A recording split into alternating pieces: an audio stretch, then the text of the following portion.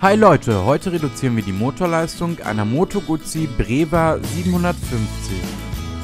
Bei diesem Fahrzeug sitzen hier von unten zwei Kreuzschlitzschrauben, die die beiden Teile der Gasgriffschale zusammenhalten. Die müssen wir als erstes lösen. Eine kurze ist das.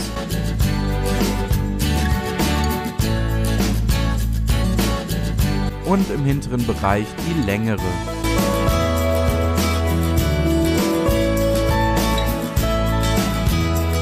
Jetzt können wir den oberen Teil der Gasgriffschale abnehmen und sehen jetzt, wie das Ganze hier drin funktioniert. Den Limiter, den nehmen wir jetzt zur Hand, legen wir einfach so hier oben rein.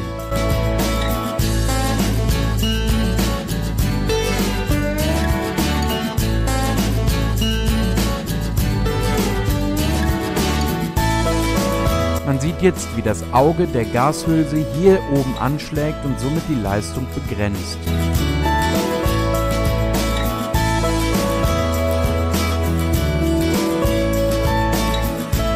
Das war's auch schon, den oberen Teil der Griffschale jetzt wieder ansetzen und die beiden Schrauben festziehen.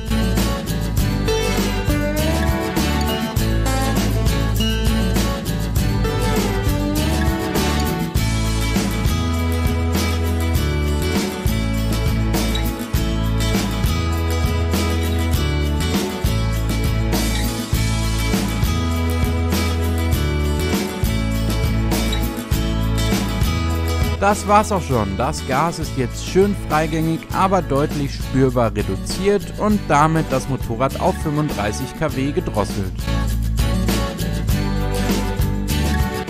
Zusammen mit diesem Teilegutachten, in dem alle relevanten technischen Daten vermerkt sind, geht's jetzt zum TÜV, zu der DEKRA oder einer anderen Prüfstelle und ihr könnt die technische Änderung bescheinigen lassen.